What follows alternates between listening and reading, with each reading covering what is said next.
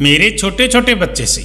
मैनू कोई नौकरी नहीं मिल रही सी, इसलिए मैं मजबूर होके मर्द दा भेस बदल के ड्राइवर दी नौकरी कर लगी। मेरे मालक बहुत चंगे सी। हर रोज़ मेरे नाल रस्ते विच बहुत सारियां गल्लां करदे जांदे। जदों एक दिन उन्हां ने गल्लां विच मैनू दस्सिया कि ਉਹ ਇੱਕ ਕੁੜੀ ਨੂੰ ਪਿਆਰ ਕਰਦੇ ਹਨ। मैं कहा ਇਹ ਤਾਂ ਬਹੁਤ ਚੰਗੀ ਗੱਲ ਹੈ, ਤੁਸੀਂ ਇੰਨੇ ਸੋਹਣੇ ਸੁੰਦਰ ਤੇ ਅਮੀਰ ਹੋ, ਤੁਹਾਡੇ ਨਾਲ ਤਾਂ ਕੋਈ ਵੀ ਕੁੜੀ ਵਿਆਹ ਕਰਨ ਨੂੰ ਤਿਆਰ ਹੋ ਜਾਵੇਗੀ।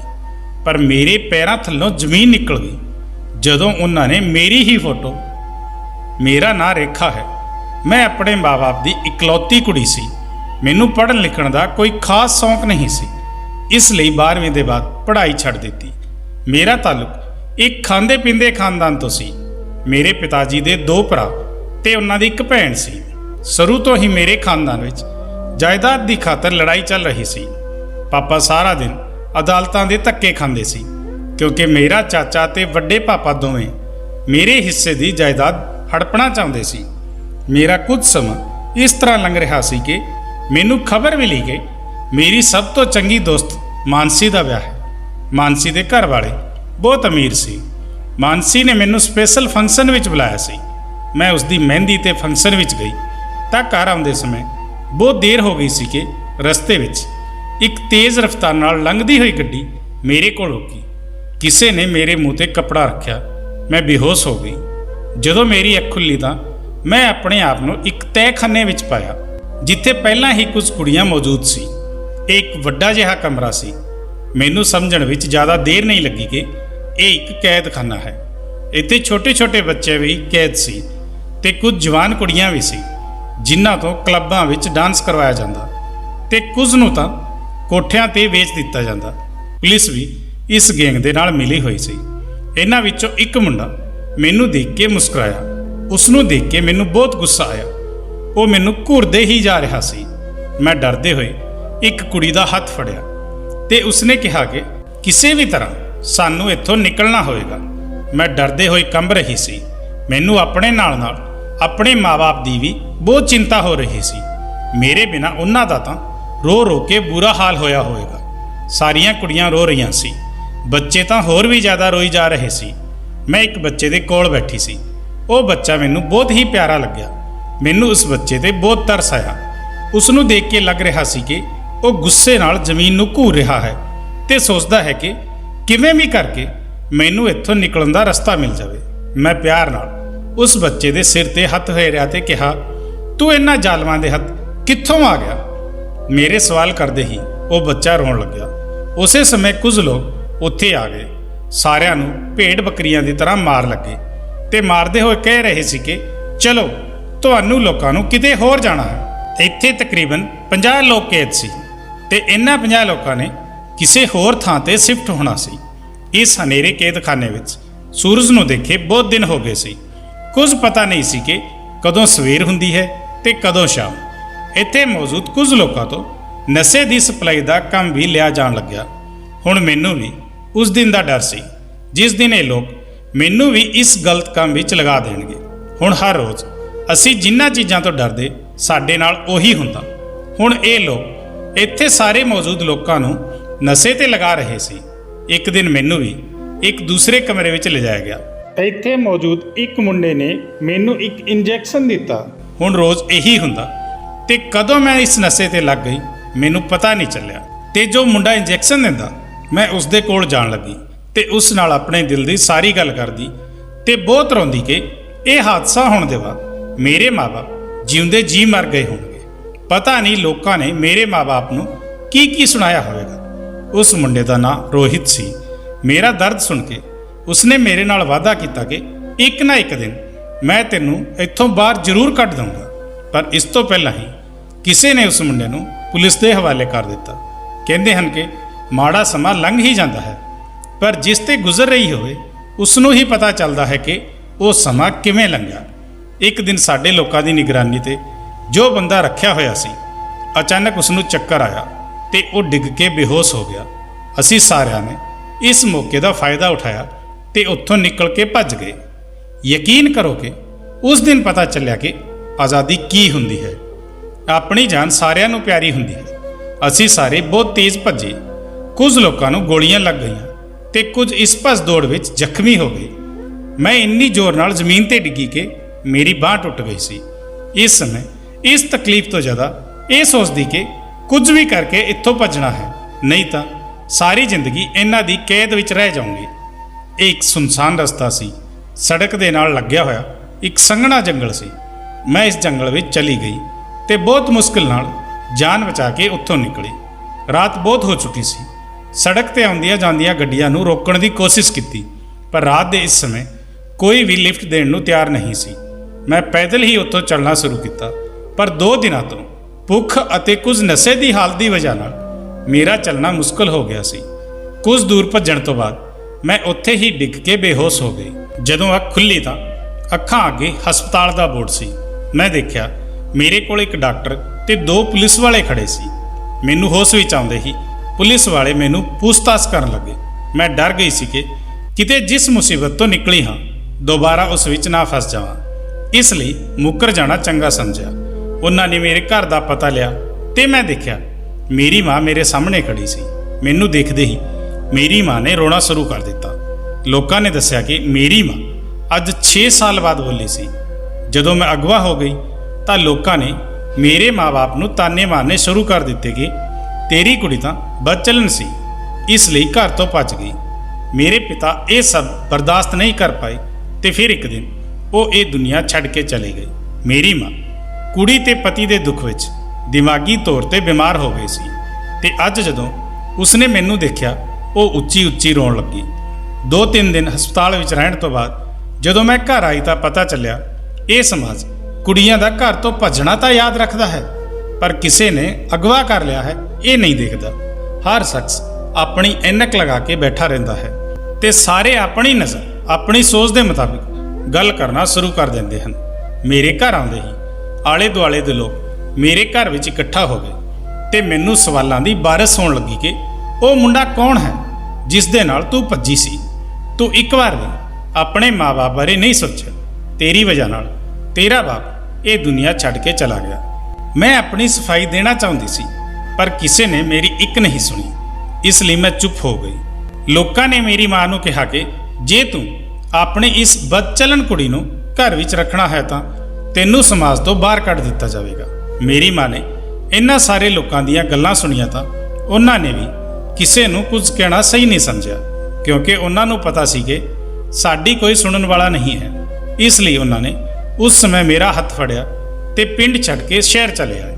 ਸ਼ਹਿਰ ਵਿੱਚ ਮੇਰੀ ਮਾਂ ਦੀ ਇੱਕ ਪੁਰਾਣੀ ਸਹੇਲੀ ਰਹਿੰਦੀ ਸੀ। ਰਾਤ ਦੇ 10 ਵਜੇ ਅਸੀਂ ਉਹਨਾਂ ਦੇ ਘਰ ਪਹੁੰਚੇ। ਅਚਾਨਕ ਸਾਨੂੰ ਆਪਣੇ ਘਰ ਦੇਖ ਕੇ ਮੇਰੀ ਮਾਂ ਦੀ ਸਹੇਲੀ ਸਵਿਤਾ ਆਂਟੀ ਘਬਰਾ ਗਈ।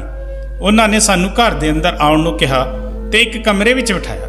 ਹੁਣੇ ਅਸੀਂ ਸਾਰੇ ਗੱਲਾਂ ਹੀ ਕਰ ਰਹੇ ਸੀ, ਉਦੋਂ ਮੈਂ ਦੇਖਿਆ ਸਵਿਤਾ ਆਂਟੀ ਦਾ ਇੱਕ ਮੁੰਡਾ ਸੀ ਜੋ ਪਾਗਲ ਸੀ। ਉਹ ਸਾਡੇ ਕੋਲ ਆਇਆ ਤੇ ਮੈਨੂੰ ਕਹਿਣ ਲੱਗਿਆ ਕਿ ਤੂੰ ਮੇਰੇ ਨਾਲ ਚੱਲ ਤੇ ਮੇਰੇ ਨਾਲ ਖੇਡ। ਸਵਿਤਾ ਆਂਟੀ ਦੇ ਮੁੰਡੇ ਅਤੁਲ ਦੀ ਉਮਰ ਲਗਭਗ 23 ਸਾਲ ਸੀ, ਪਰ ਉਹ ਬੱਚਿਆਂ ਦੀ ਤਰ੍ਹਾਂ ਗੱਲ ਕਰਦਾ ਸੀ। ਉਸ ਦੀ ਜਿੱਦ ਦੀ ਵਜ੍ਹਾ ਨਾਲ ਮਾਂ ਨੇ ਮੈਨੂੰ ਕਿਹਾ ਕਿ ਜਾ ਉਸ ਦੀ ਗੱਲ ਮੰਨ ਲੈ, ਨਹੀਂ ਤਾਂ ਇਹ ਸਾਨੂੰ ਪਰੇਸ਼ਾਨ ਕਰ ਦੇਵੇਗਾ। ਮਾਂ ਦੀ ਸਹੇਲੀ ਸਵਿਤਾ ਆਂਟੀ ਨੇ ਦੱਸਿਆ ਕਿ ਉਹਨਾਂ ਦਾ ਮੁੰਡਾ ਇੱਕ ਬਹੁਤ ਹੀ ਪੜ੍ਹਿਆ ਲਿਖਿਆ ਇਨਸਾਨ ਸੀ, ਆਪਣੇ ਕਾਲਜ ਦਾ ਬੈਸਟ ਪਲੇਅਰ ਸੀ। ਇੱਕ ਵਾਰ ਮੈਚ ਖੇਡਦੇ ਸਮੇਂ ਕਿਸੇ ਖਿਡਾਰੀ ਨੇ ਉਸ ਦੇ ਸਿਰ ਤੇ ਭਾਰੀ ਚੀਜ਼ ਮਾਰ ਦਿੱਤੀ ਤੇ ਉਹ ਬੇਹੋਸ਼ ਹੋ ਕੇ ਡਿੱਗ ਪਿਆ ਤੇ ਪੂਰਾ 1 ਮਹੀਨਾ ਹਸਪਤਾਲ ਵਿੱਚ ਰਿਹਾ। ਉਸ ਦੀ ਹਾਲਤ ਵਿੱਚ ਸੁਧਾਰ ਤਾਂ ਹੋਇਆ, ਪਰ ਇਸ ਦੇ ਦਿਮਾਗ ਦਾ ਇੱਕ ਹਿੱਸਾ ਖਰਾਬ ਹੋ ਗਿਆ, ਜਿਸ ਦੀ ਵਜ੍ਹਾ ਨਾਲ ਇਹ ਬੱਚਿਆਂ ਦੀ ਤਰ੍ਹਾਂ ਰਹਿੰਦਾ ਹੈ। ਅਸੀਂ ਮਾਂ ਦੀ ਸਵਿਤਾ ਆਂਟੀ ਦੇ ਘਰ ਰਹਿਣ ਲੱਗੇ। ਅਤੁਲ ਸਾਰਾ ਦਿਨ ਆਪਣੇ ਕਮਰੇ ਵਿੱਚ ਬੈਠਾ ਰਹਿੰਦਾ ਜਾਂ ਆਪਣੀ ਮਾਂ ਨਾਲ ਜਿੱਦ ਕਰਕੇ ਆਪਣੀ ਗੱਲ ਮਨਾਉਂਦਾ। ਅਤੁਲ ਮੇਰੇ ਨਾਲ ਘੁਲ ਮਿਲ ਗਿਆ ਸੀ। ਮੇਰੇ ਆਉਣ ਨਾਲ ਉਸ ਨੂੰ ਇੱਕ ਚੰਗਾ ਦੋਸਤ ਮਿਲ ਗਿਆ ਸੀ। ਉਹ ਮੇਰੇ ਨਾਲ ਬਹੁਤ ਸਾਰੀਆਂ ਗੱਲਾਂ ਕਰਦਾ। ਹੌਲੀ-ਹੌਲੀ ਕਰਕੇ ਸਾਡਾ ਚੰਗਾ ਸਮਾਂ ਗੁਜ਼ਰਨ ਲੱਗਾ। ਸਵਿਤਾ ਆਂਟੀ ਦਾ ਸਾਡੇ ਤੇ ਬਹੁਤ ਅਹਿਸਾਨ ਸੀ, ਕਿਉਂਕਿ ਇਸ ਮੁਸ਼ਕਿਲ ਸਮੇਂ ਵਿੱਚ ਉਹਨਾਂ ਨੇ ਸਾਨੂੰ ਆਪਣੇ ਘਰ ਵਿੱਚ ਰਹਿਣ ਦੀ ਜਗ੍ਹਾ ਦਿੱਤੀ ਸੀ। ਸਾਡੇ ਲਈ ਇਹੀ ਬਹੁਤ ਸੀ। ਮੇਰੀ ਮਾਂ ਆਪਣੀ ਸਹੇਲੀ ਦੇ ਨਾਲ ਲੋਕਾਂ ਦੇ ਕੱਪੜੇ ਸਿਲਾਈ ਕਰਦੀ ਤੇ ਮੈਂ ਸਾਰਾ ਦਿਨ ਘਰ ਦੇ ਕੰਮ ਕਰਦੀ। ਅਤੁਲ ਦੇ ਪਿਤਾ ਹੁਣ ਇਸ ਦੁਨੀਆ ਵਿੱਚ ਨਹੀਂ ਸੀ। ਉਹਨਾਂ ਦੇ ਘਰ ਵਿੱਚ ਸਵਿਤਾ ਆਂਟੀ ਤੇ ਅਤੁਲ ਹੀ ਰਹਿੰਦੇ ਸੀ। ਕੁਝ ਦਿਨ ਬਾਅਦ ਮੇਰੀ ਮਾਂ ਦੀ ਸਹੇਲੀ ਨੇ ਮੇਰੀ ਮਾਂ ਨੂੰ ਇੱਕ ਅਜੀਬ ਜਿਹੀ ਫਰਮਾਇਸ਼ ਕਰ ਦਿੱਤੀ ਕਿ ਉਹ ਅਤੁਲ ਦਾ ਵਿਆਹ ਮੇਰੇ ਨਾਲ ਕਰਵਾਉਣਾ ਚਾਹੁੰਦੀ ਹੈ। ਮਾਂ ਨੇ ਸਵੇਤਾ ਆਂਟੀ ਨੂੰ ਕਿਹਾ ਕਿ ਆਪਣੇ ਘਰ ਵਿੱਚ ਰਹਿਣ ਦੀ ਇੰਨੀ ਵੱਡੀ ਕੀਮਤ ਨਾ ਮੰਗ। ਪਰ ਮੇਰੀ ਮਾਂ ਦੀ ਸਹੇਲੀ ਨੇ ਕਿਹਾ ਕਿ ਜਾਂ ਤਾਂ ਮੈਂ ਉਹਨਾਂ ਦੇ ਮੁੰਡੇ ਨਾਲ ਵਿਆਹ ਕਰਾਵਾਂ ਜਾਂ ਅਸੀਂ ਆਪਣਾ ਬੰਦੋਬਸਤ ਕਿਤੇ ਹੋਰ ਕਰ ਲਈਏ। ਸਵੇਤਾ ਆਂਟੀ ਦੀ ਇਹ ਸ਼ਰਤ ਸੁਣ ਕੇ ਹੁਣ ਤਾਂ ਸਾਡਾ ਆਪਣੀ ਰੂਹ ਤੋਂ ਵੀ ਭਰੋਸਾ ਉੱਠ ਗਿਆ ਸੀ। ਮੇਰੀ ਮਾਂ ਨੇ ਮੈਨੂੰ ਕਿਹਾ ਕਿ ਚਾਹੇ ਕੁਝ ਵੀ ਹੋ ਜਾਏ, ਮੈਂ ਤੇਰਾ ਵਿਆਹ ਅਤੁਲ ਨਾਲ ਨਹੀਂ ਹੋਣ ਦੇਵਾਂਗੇ, ਕਿਉਂਕਿ ਉਹ ਪਾਗਲ ਹੈ। ਅਸੀਂ ਇੱਥੋਂ ਕਿਤੇ ਦੂਰ ਚਲੇ ਜਾਵਾਂਗੇ। ਪਰ ਪਤਾ ਨਹੀਂ ਕਿਉਂ ਅਤੁਲ ਦੇ ਨਾਲ ਰਹਿੰਦੇ ਰਹਿੰਦੇ ਮੈਨੂੰ ਉਸ ਨਾਲ ਲਗਾਵ ਹੋ ਗਿਆ ਸੀ। ਉਹ ਚਾਹੇ ਜਿੱਦਾਂ ਦਾ ਵੀ ਸੀ, ਮੈਨੂੰ ਉਹ ਚੰਗਾ ਲੱਗਣ ਲੱਗਿਆ ਸੀ। ਮੈਂ ਮਾਂ ਨੂੰ ਸਮਝਾਉਂਦੇ ਹੋਏ ਕਿਹਾ, ਮਾਂ ਹੁਣ ਜੇ ਅਸੀਂ ਇੱਥੇ ਤੋਂ ਨਿਕਲੇ ਤਾਂ ਅਸੀਂ ਥਾਂ ਥਾਂ ਟੋਕਰਾ ਖਾਂਦੇ ਫਿਰਾਂਗੇ, ਸਾਡਾ ਕੋਈ ਠਿਕਾਣਾ ਨਹੀਂ ਹੋਵੇਗਾ। ਇਸ ਲਈ ਇਹ ਚੰਗਾ ਹੋਵੇਗਾ ਕਿ ਅਸੀਂ ਸਵੇਤਾ ਆਂਟੀ ਦੀ ਗੱਲ ਮੰਨ ਲਈਏ। ਮੇਰੇ ਇਸ ਫੈਸਲੇ ਤੇ ਮਾਂ ਰੋਂਦੀ ਰਹੀ ਕਿ ਮੇਰੀ ਇੱਕ ਹੀ ਕੁੜੀ ਸੀ ਤੇ ਇਹ ਕਿੱਦਾਂ ਦਾ ਨਸੀਬ ਲੈ ਕੇ ਆਈ। ਅਸੀਂ ਦੋਵੇਂ ਮਾਂ ਧੀ ਇੱਕ ਦੂਜੇ ਦੇ ਨਾਲ ਗਲ ਲੱਗ ਕੇ ਰੋਂਦੇ ਰਹੇ ਤੇ ਕੁਝ ਦਿਨ ਬਾਅਦ ਮੇਰਾ ਵਿਆਹ ਅਤੁਲ ਨਾਲ ਹੋ ਗਿਆ। ਮੇਰੇ ਵਿਆਹ ਤੇ ਮੇਰੀ ਮਾਂ ਬਹੁਤ ਰੋਈ ਸੀ, ਪਰ ਮੈਂ ਕੀ ਕਰਦੀ। ਸਾਡੀ ਮਜਬੂਰੀ ਨੇ ਮੈਨੂੰ ਇਹ ਸਭ ਕਰਨ ਲਈ ਮਜਬੂਰ ਕਰ ਦਿੱਤਾ। ਮੇਰੇ ਕੁਝ ਦਿਨ ਇਸ ਤਰ੍ਹਾਂ ਹੀ ਲੰਘਣ ਲੱਗੇ। ਅਤੁਲ ਮੈਨੂੰ ਆਪਣਾ ਦੋਸਤ ਮੰਨਦਾ ਸੀ, ਪਰ ਪਤਨੀ ਦਾ ਕੀ ਮਤਲਬ ਹੁੰਦਾ ਹੈ ਉਸ ਨੂੰ ਬਿਲਕੁਲ ਵੀ ਨਹੀਂ ਪਤਾ ਸੀ। ਇੱਕ ਦਿਨ ਇੱਕ ਭਿਖਾਰਨ ਮੇਰੇ ਦਰਵਾਜ਼ੇ ਤੇ ਆਈ ਤੇ ਕਹਿਣ ਲੱਗੀ, ਮੈਨੂੰ ਪੇਟ ਭਰ ਕੇ ਖਾਣਾ ਖਿਲਾ ਦੇ, ਤੇਰੀ ਹਰ ਇੱਛਾ ਪੂਰੀ ਹੋਵੇਗੀ। ਉਸ ਦੀ ਗੱਲ ਤੇ ਮੈਂ ਹੱਸੀ ਸੀ ਕਿ ਮੇਰੇ ਨਸੀਬ ਵਿੱਚ ਤਾਂ ਮੇਰਾ ਪਾਗਲ ਪਤੀ ਹੈ, ਤਾਂ ਇਸ ਤੋਂ ਵੱਡਾ ਦੁੱਖ ਮੇਰੀ ਜ਼ਿੰਦਗੀ ਵਿੱਚ ਹੋਰ ਕੀ ਹੋ ਸਕਦਾ ਹੈ। ਮੈਂ ਉਸ ਭਿਖਾਰਨ ਨੂੰ ਖਾਣਾ ਖਿਲਾਇਆ ਤਾਂ ਉਸਨੇ ਕਿਹਾ ਕਿ ਜਾ ਧੀਏ, ਤੇਰਾ ਪਤੀ ਤੈਨੂੰ ਬਹੁਤ ਪਿਆਰ ਕਰੇਗਾ। ਉਸ ਦੀ ਗੱਲ ਸੁਣ ਕੇ ਮੈਂ ਹੈਰਾਨ ਸੀ ਕਿ ਭਲਾ ਮੇਰਾ ਪਾਗਲ ਪਤੀ ਮੈਨੂੰ ਕੀ ਪਿਆਰ ਕਰ ਸਕਦਾ ਹੈ। ਪਰ ਕਹਿੰਦੇ ਹਨ ਕਿ ਦੁਆ ਤਕਦੀਰ ਬਦਲ ਦਿੰਦੀ ਹੈ। ਮੇਰੀ ਜ਼ਿੰਦਗੀ ਵਿੱਚ ਵੀ ਕੁਝ ਇੱਦਾਂ ਹੀ ਹੋਣ ਲੱਗਿਆ ਕਿ ਅਤੁਲ ਦੀ ਹਾਲਤ ਵਿੱਚ ਦਿਨੋ ਦਿਨ ਸੁਧਾਰ ਹੋਣ ਲੱਗਿਆ। ਅਤੁਲ ਦੀ ਹਾਲਤ ਵਿੱਚ ਸੁਧਾਰ ਹੁੰਦੇ ਦੇਖ ਕੇ ਅਸੀਂ ਉਸ ਦਾ ਇਲਾਜ ਦੁਬਾਰਾ ਤੋਂ ਸ਼ੁਰੂ ਕਰਵਾਇਆ। ਇਸ ਵਾਰ ਡਾਕਟਰ ਨੂੰ ਵੀ ਪੂਰੀ ਉਮੀਦ ਸੀ ਕਿ ਅਤੁਲ ਜਲਦੀ ਠੀਕ ਹੋ ਜਾਵੇਗਾ। ਮੇਰਾ ਪੂਰਾ ਦਿਨ ਅਤੁਲ ਦੀ ਦੇਖਭਾਲ ਵਿੱਚ ਨਿਕਲ ਜਾਂਦਾ, ਪਰ ਆਖਰ ਮੇਰੀ ਮਿਹਨਤ ਰੰਗ ਲੈ ਆਈ ਤੇ ਅਤੁਲ ਦੀ ਹਾਲਤ ਵਿੱਚ ਸੁਧਾਰ ਹੋਣ ਲੱਗਿਆ। ਹੁਣ ਉਹ ਪਹਿਲਾਂ ਤੋਂ ਚੰਗਾ ਹੋ ਗਿਆ, ਪਰ ਅਤੁਲ ਦੇ ਠੀਕ ਹੁੰਦੇ ਹੀ ਪਤਾ ਨਹੀਂ ਮੇਰੀ ਸੱਸ ਨੂੰ ਕੀ ਹੋ ਗਿਆ ਕਿ ਉਹ ਮੈਨੂੰ ਨਫ਼ਰਤ ਕਰਨ ਲੱਗੀ। ਮੇਰੇ ਪਤੀ ਅਤੁਲ ਨੂੰ ਭੜਕਾਉਣ ਲੱਗੀ। ਇਸ ਬੁਰੇ ਹਾਲਾਤ ਵਿੱਚ ਵੀ ਕਿਸਮਤ ਨੇ ਮੇਰਾ ਸਾਥ ਨਹੀਂ ਦਿੱਤਾ ਤੇ ਮੇਰੀ ਮਾਂ ਦੀ ਤਬੀਅਤ ਬਹੁਤ ਜ਼ਿਆਦਾ ਖਰਾਬ ਹੋ ਗਈ। ਮੇਰੀ ਮਾਂ ਦੇ ਇਲਾਜ ਲਈ ਮੇਰੇ ਸਹੁਰੇ ਵਾਲਿਆਂ ਨੇ ਸਾਥ ਨਹੀਂ ਦਿੱਤਾ ਤੇ ਅਚਾਨਕ ਮੇਰੀ ਮਾਂ ਇਹ ਦੁਨੀਆ ਛੱਡ ਕੇ ਚਲੀ ਗਈ। ਹੁਣ ਮੈਂ ਬਿਲਕੁਲ ਇਕੱਲੀ ਹੋ ਗਈ ਸੀ। ਸਹੁਰੇ ਘਰ ਵਿੱਚ ਰਹਿਣ ਦਾ ਟਿਕਾਣਾ ਤਾਂ ਸੀ, ਪਰ ਮੇਰਾ ਆਪਣਾ ਕੋਈ ਨਹੀਂ ਸੀ। ਮੇਰੀ ਮਾਂ ਦੇ ਗੁਜ਼ਰਦੇ ਹੀ ਮੇਰੀ ਸੱਸ ਦਾ ਅਤਿਆਚਾਰ ਮੇਰੇ ਉੱਪਰ ਹੋਰ ਵੱਧ ਗਿਆ। ਉਹ ਮੇਰੇ ਪਤੀ ਅਤੁਲ ਨੂੰ ਕਹਿ ਕੇ ਮੈਨੂੰ ਬਹੁਤ ਸਾਰੀਆਂ ਗੱਲਾਂ ਸੁਣਾਉਂਦੀ। ਅਤੁਲ ਪਹਿਲਾਂ ਨਾਲੋਂ ਬਹੁਤ ਚੰਗਾ ਹੋ ਗਿਆ ਸੀ, ਪਰ ਉਹ ਆਪਣੀ ਮਾਂ ਦੇ ਹੱਥਾਂ ਦਾ ਖਿਡੌਣਾ ਬਣ ਗਿਆ ਸੀ। ਉਸ ਦੀ ਮਾਂ ਜਿਵੇਂ ਕਹਿੰਦੀ ਉਹ ਉਹਨਾਂ ਦੇ ਇਸ਼ਾਰਿਆਂ ਤੇ ਚੱਲਦਾ। ਅਸੀਂ ਪਤੀ ਪਤਨੀ ਅਜੀਬ ਰਿਸ਼ਤੇ ਨਾਲ ਜੁੜੇ ਸੀ। ਨਾਲ ਹੁੰਦੇ ਹੋਏ ਵੀ ਅਸੀਂ ਇੱਕ ਦੂਜੇ ਦੇ ਨਾਲ ਨਹੀਂ ਸੀ। ਸਾਡਾ ਰਿਸ਼ਤਾ ਬਸ ਐਵੇਂ ਹੀ ਚੱਲ ਰਿਹਾ ਸੀ ਕਿ ਇੱਕ ਦਿਨ ਮੇਰੀ ਕਿਸਮਤ ਨੇ ਇੱਕ ਨਵਾਂ ਮੋੜ ਲਿਆ। ਅਚਾਨਕ ਮੈਨੂੰ ਪਤਾ ਚੱਲਿਆ ਕਿ ਮੈਂ ਮਾਂ ਬਣਨ ਵਾਲੀ ਹਾਂ, ਪਰ ਆਪਣੀ ਮਾਂ ਬਣਨ ਦੀ ਖਬਰ ਸੁਣ ਕੇ ਮੈਨੂੰ ਥੋੜੀ ਜਿਹੀ ਵੀ ਖੁਸ਼ੀ ਨਹੀਂ ਹੋਈ, ਕਿਉਂਕਿ ਮੇਰੇ ਤੇ ਅਤੁਲ ਦੇ ਰਿਸ਼ਤੇ ਵਿੱਚ ਜੋ ਦਰਾਰ ਸੀ ਉਹ ਸਾਡੇ ਆਉਣ ਵਾਲੇ ਬੱਚੇ ਲਈ ਠੀਕ ਨਹੀਂ ਸੀ। ਮੇਰੇ ਮਨ ਵਿੱਚ ਇਹ ਡਰ ਸੀ ਕਿ ਪਤਾ ਨਹੀਂ ਅਤੁਲ ਚੰਗਾ ਬਾਪ ਬਣ ਪਾਏਗਾ ਜਾਂ ਨਹੀਂ। ਜੋ ਇਨਸਾਨ ਚੰਗਾ ਪਤੀ ਨਹੀਂ ਬਣ ਪਾਇਆ, ਉਹ ਚੰਗਾ ਬਾਪ ਕਿਵੇਂ ਬਣ ਸਕਦਾ ਹੈ। ਇਸ ਡਰ ਦੀ ਵਜ੍ਹਾ ਨਾਲ ਮੈਂ ਆਪਣੇ ਬੱਚੇ ਨੂੰ ਇਸ ਦੁਨੀਆ ਵਿੱਚ ਲਿਆਉਣ ਤੋਂ ਡਰ ਰਹੀ ਸੀ। ਮੈਂ ਆਪਣੇ ਮੁਹੱਲੇ ਦੀ ਇੱਕ ਔਰਤ ਨਾਲ ਗੱਲ ਕੀਤੀ ਜੋ ਸਰਕਾਰੀ ਹਸਪਤਾਲ ਵਿੱਚ ਨਰਸ ਸੀ। ਉਹ ਮੇਰੀ ਮਦਦ ਕਰਨ ਨੂੰ ਤਿਆਰ ਹੋ ਗਈ, ਪਰ ਹਸਪਤਾਲ ਜਾਣ ਤੋਂ ਬਾਅਦ ਪਤਾ ਚੱਲਿਆ ਕਿ ਮੈਂ ਆਪਣੇ ਬੱਚੇ ਨੂੰ ਗਿਰਾ ਨਹੀਂ ਸਕਦੀ। ਜੇ ਅਸੀਂ ਇਸ ਬੱਚੇ ਨੂੰ ਗਿਰਾਉਣ ਦੀ ਕੋਸ਼ਿਸ਼ ਕੀਤੀ ਤਾਂ ਮੇਰੀ ਜਾਨ ਨੂੰ ਖਤਰਾ ਹੋ ਸਕਦਾ ਹੈ। ਮੈਂ ਆਪਣਾ ਬੇਬਸ ਚਿਹਰਾ ਲੈ ਕੇ ਘਰ ਆਈ। ਉਹ 9 ਮਹੀਨੇ ਮੇਰੇ ਲਈ 9 ਸਾਲ ਦੇ ਬਰਾਬਰ ਸੀ। ਕਿਸੇ ਤਰ੍ਹਾਂ ਇਹ 9 ਮਹੀਨੇ ਲੰਘੇ ਤੇ ਮੈਂ 2 ਜੁੜਵਾ ਬੱਚਿਆਂ ਨੂੰ ਜਨਮ ਦਿੱਤਾ, ਇੱਕ ਮੁੰਡਾ ਤੇ ਇੱਕ ਕੁੜੀ ਸੀ। ਬੱਚਿਆਂ ਨੂੰ ਦੇਖ ਕੇ ਮੇਰੇ ਮਨ ਵਿੱਚ ਅਜੀਬ ਜਿਹੀ ਖੁਸ਼ੀ ਸੀ। ਆਪਣੇ ਬੱਚਿਆਂ ਨੂੰ ਦੇਖ ਕੇ ਮੇਰੀ ਮਮਤਾ ਤੜਫ ਉੱਠੀ ਤੇ ਮੈਂ ਉਹਨਾਂ ਨੂੰ ਆਪਣੇ ਦਿਲ ਨਾਲ ਲਾ ਲਿਆ। ਬੱਚਿਆਂ ਦੀ ਪੈਦਾਇਸ਼ ਦੇ ਬਾਅਦ ਅਤੁਲ ਤੇ ਮੇਰੀ ਸੱਸ ਦਾ ਸੁਭਾਅ ਹੁਣ ਪਹਿਲਾਂ ਨਾਲੋਂ ਕੁਝ ਚੰਗਾ ਹੋ ਗਿਆ ਸੀ। ਉਹ ਦੋਵੇਂ ਮੈਨੂੰ ਭਲੇ ਹੀ ਨਾ ਪੁੱਛਦੇ, ਪਰ ਉਹਨਾਂ ਨੂੰ ਬੱਚਿਆਂ ਨਾਲ ਬਹੁਤ ਲਗਾਵ ਸੀ ਤੇ ਮੇਰੇ ਵਰਗੀ ਬਦਕਿਸਮਤ ਲਈ ਇਹ ਬਹੁਤ ਸੀ। ਹੌਲੀ ਹੌਲੀ ਮੇਰੇ ਦਿਨ ਕੁਝ ਇਸ ਤਰ੍ਹਾਂ ਲੰਘਣ ਲੱਗੇ ਤੇ ਉਹ ਦਿਨ ਮੇਰੀ ਜ਼ਿੰਦਗੀ ਦੇ ਸਭ ਤੋਂ ਖੂਬਸੂਰਤ ਦਿਨ ਸੀ ਜਦੋਂ ਮੇਰੇ ਬੱਚਿਆਂ ਨੇ ਮੈਨੂੰ ਮਾਂ ਕਹਿ ਕੇ ਪੁਕਾਰਿਆ ਸੀ। ਇਹ ਗੱਲ ਉਹ ਲੋਕ ਸਮਝਣਗੇ ਜਿਨ੍ਹਾਂ ਦਾ ਆਪਣਾ ਕੋਈ ਨਹੀਂ ਹੁੰਦਾ। ਇੱਕ ਦਿਨ ਮੇਰੀ ਸੱਸ ਤੇ ਮੇਰੇ ਪਤੀ ਅਤੁਲ ਕਿਸੇ ਕੰਮ ਤੋਂ ਬਾਹਰ ਗਏ। ਘਰ ਵਾਪਸ ਆਉਂਦੇ ਸਮੇਂ ਉਹਨਾਂ ਦੋਵਾਂ ਦਾ ਐਕਸੀਡੈਂਟ ਹੋ ਗਿਆ ਤੇ ਮੌਕੇ ਤੇ ਹੀ ਉਹਨਾਂ ਦੋਵਾਂ ਦੀ ਮੌਤ ਹੋ ਗਈ। ਉਹਨਾਂ ਦੀ ਮੌਤ ਦੀ ਖਬਰ ਸੁਣ ਕੇ ਮੈਂ ਇੱਕ ਵਾਰ ਫਿਰ ਤੋਂ ਟੁੱਟ ਕੇ ਚਕਨਾਚੂਰ ਹੋ ਗਈ। ਉਹ ਦੋਵੇਂ ਮੇਰੇ ਲਈ ਜਿੱਦਾਂ ਦੇ ਵੀ ਸੀ, ਪਰ ਉਹ ਲੋਕ ਹੀ ਤਾਂ ਮੇਰੇ ਬੱਚਿਆਂ ਦਾ ਸਹਾਰਾ ਸੀ। ਇਹ ਸਭ ਸੋਚ ਕੇ ਸਾਰੀ ਰਾਤ ਮੈਨੂੰ ਨੀਂਦ ਨਹੀਂ ਆਉਂਦੀ ਸੀ ਕਿ ਹੁਣ ਸਾਡਾ ਗੁਜ਼ਾਰਾ ਕਿਵੇਂ ਹੋਵੇਗਾ। ਜੋ ਥੋੜਾ ਬਹੁਤ ਪੈਸਾ ਇਕੱਠਾ ਕੀਤਾ ਹੋਇਆ ਸੀ ਉਹ ਕੁਝ ਹੀ ਦਿਨ ਚੱਲਿਆ, ਫਿਰ ਹੌਲੀ-ਹੌਲੀ ਸਾਡੇ ਘਰ ਵਿੱਚ ਭੁੱਖੇ ਰਹਿਣ ਦੀ ਨੌਬਤ ਆ ਗਈ। ਇੱਕ ਮਾਂ ਖੁਦ ਭੁੱਖੀ ਰਹਿ ਸਕਦੀ ਹੈ, ਪਰ ਆਪਣੇ ਬੱਚਿਆਂ ਨੂੰ ਭੁੱਖਾ ਨਹੀਂ ਰੱਖ ਸਕਦੀ। ਮੈਂ ਆਲੇ ਦੁਆਲੇ ਦੇ ਮੁਹੱਲੇ ਵਿੱਚ ਕੰਮ ਕਰਕੇ ਆਪਣੇ ਬੱਚਿਆਂ ਦਾ ਪੇਟ ਪਾਲਣ ਲੱਗੀ, ਪਰ ਇੱਕ ਇਕੱਲੀ ਔਰਤ ਦਾ ਕੋਈ ਸਹਾਰਾ ਨਹੀਂ ਹੁੰਦਾ। ਨਹੀਂ ਤਾਂ ਲੋਕ ਉਸ ਨੂੰ ਬੇਇੱਜ਼ਤ ਕਰਨ ਤੇ ਲੱਗੇ ਰਹਿੰਦੇ ਹਨ। ਲੋਕਾਂ ਦੇ ਘਰ ਕੰਮ ਕਰਨ ਜਾਂਦੀ ਤਾਂ ਉੱਥੇ ਦੇ ਘਰ ਦੇ ਮਰਦ ਮੈਨੂੰ ਗੰਦੀ ਨਜ਼ਰ ਨਾਲ ਦੇਖਦੇ। ਇੱਕ ਦਿਨ ਮੈਂ ਐਵੇਂ ਹੀ ਭਟਕਦੇ ਜਾ ਰਹੀ ਸੀ ਕਿ ਮੈਨੂੰ ਪਤਾ ਚੱਲਿਆ ਕਿ ਇੱਕ ਆਦਮੀ ਨੂੰ ਡਰਾਈਵਰ ਦੀ ਜ਼ਰੂਰਤ ਹੈ। ਮੈਂ ਗੱਡੀ ਚਲਾਉਣਾ ਉਹਨਾਂ ਦਿਨਾਂ ਵਿੱਚ ਸਿੱਖੀ ਸੀ ਜਦੋਂ ਮੈਂ ਅਗਵਾ ਹੋਈ ਸੀ। ਉਹ ਕਿਡਨੈਪਰ ਸਾਨੂੰ ਟ੍ਰੇਨਿੰਗ ਦਿੰਦੇ ਤਾਂ ਕਿ ਸਮਾਂ ਆਉਣ ਤੇ ਅਸੀਂ ਗੱਡੀ ਚਲਾ ਕੇ ਭੱਜ ਸਕੀਏ। ਪਰ ਫਿਰ ਤੋਂ ਪਰੇਸ਼ਾਨੀ ਉਹੀ ਸੀ ਕਿ ਮੈਨੂੰ ਇੱਕ ਮਰਦ ਦੀ ਗੱਡੀ ਚਲਾਉਣੀ ਸੀ। ਇਸ ਲਈ ਮੈਂ ਆਪਣਾ ਭੇਸ ਬਦਲਿਆ ਤੇ ਆਪਣੇ ਆਪ ਨੂੰ ਮਰਦ ਦੇ ਕੱਪੜਿਆਂ ਵਿੱਚ ਢਾਲ ਲਿਆ। ਕੋਈ ਵੀ ਮੈਨੂੰ ਦੇਖਦਾ ਤਾਂ ਇਹ ਸਮਝਦਾ ਕਿ ਮੈਂ ਇੱਕ ਮਰਦ ਹਾਂ ਤੇ ਮੈਂ ਉਸ ਆਦਮੀ ਦੀ ਗੱਡੀ ਚਲਾਉਣ ਲੱਗੀ। ਉਹ ਮਾਲਕ ਬਹੁਤ ਚੰਗੇ ਸੀ। ਉਹ ਮੇਰੇ ਨਾਲ ਆਪਣੇ ਮਨ ਦੀ ਸਾਰੀ ਗੱਲ ਕਰਦੇ। ਹੌਲੀ-ਹੌਲੀ ਮਾਲਕ ਤੇ ਮੇਰੇ ਵਿਚਾਲੇ ਇੱਕ ਗੂੜੀ ਦੋਸਤੀ ਹੋ ਗਈ ਸੀ। ਗੱਡੀ ਚਲਾਉਂਦੇ ਮੇਰਾ ਸਫ਼ਰ ਵੀ ਚੰਗਾ ਲੰਘ ਜਾਂਦਾ। ਇੱਕ ਦਿਨ ਗੱਲਾਂ ਹੀ ਗੱਲਾਂ ਵਿੱਚ ਮੈਂ ਉਹਨਾਂ ਨੂੰ ਪੁੱਛਿਆ ਕਿ ਤੁਸੀਂ ਹੁਣ ਤੱਕ ਵਿਆਹ ਕਿਉਂ ਨਹੀਂ ਕੀਤਾ।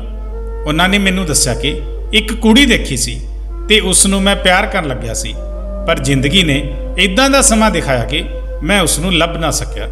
ਆਪਣੇ ਦੁੱਖਾਂ ਵਿੱਚ ਉਹ ਕੁੜੀ ਕਿਤੇ ਖੋ ਗਈ। ਉਹ ਕਿਸਮਤ ਦੀ ਮਾਰੀ ਪਤਾ ਨਹੀਂ ਉਹ ਕਿਸ ਹਾਲ ਵਿੱਚ ਹੋਏਗੀ। ਮਾਲਕ ਨੇ ਕਿਹਾ ਕਿ ਉਹ ਅਗਲੇ ਦਿਨ ਮੈਨੂੰ ਉਸ ਕੁੜੀ ਦੀ ਫੋਟੋ ਦਿਖਾਉਣਗੇ।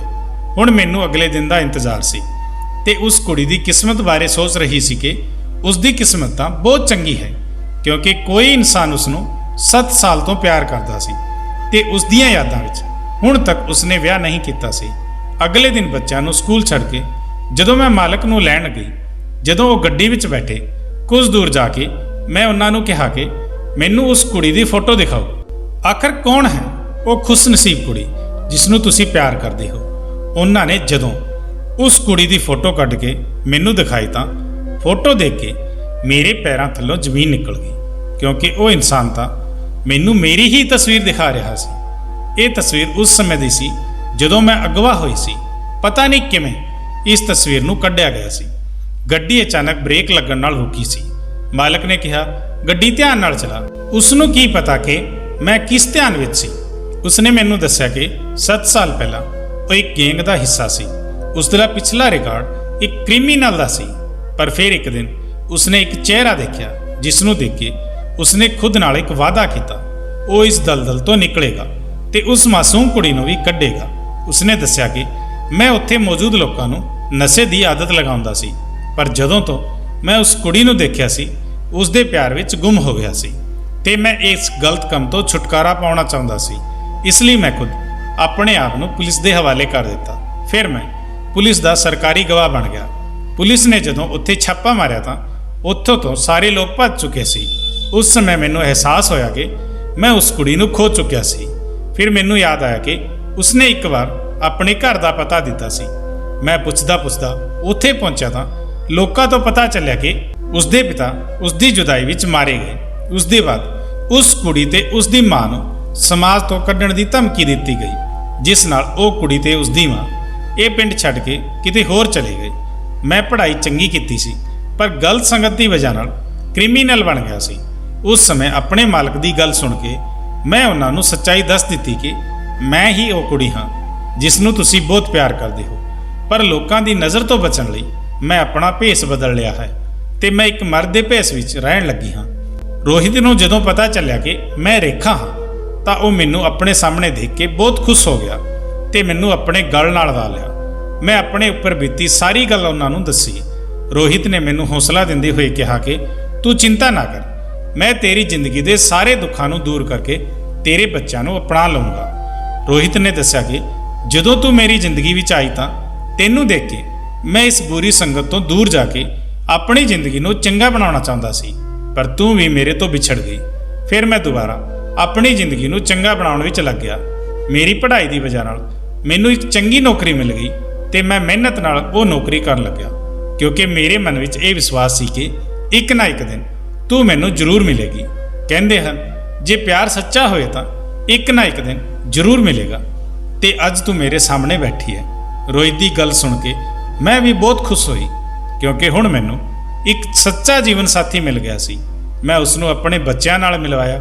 ਕੁਝ ਦਿਨ ਬਾਅਦ ਰੋਹਿਤ ਨੇ ਮੇਰੇ ਨਾਲ ਵਿਆਹ ਕਰਾ ਲਿਆ। ਮੈਂ ਆਪਣੀ ਜ਼ਿੰਦਗੀ ਵਿੱਚ ਜਿੰਨੇ ਦੁੱਖ ਸਹਿਣ ਕੀਤੇ ਸੀ, ਰੋਹਿਤ ਨੇ ਆ ਕੇ ਮੇਰੀ ਝੋਲੀ ਵਿੱਚ ਖੁਸ਼ੀਆਂ ਭਰ ਦਿੱਤੀਆਂ। ਦੋਸਤੋ, ਇਸ ਬਾਰੇ ਤੁਹਾਡੇ ਕੀ ਵਿਚਾਰ ਹਨ? ਕਮੈਂਟ ਜ਼ਰੂਰ ਕਰਨਾ।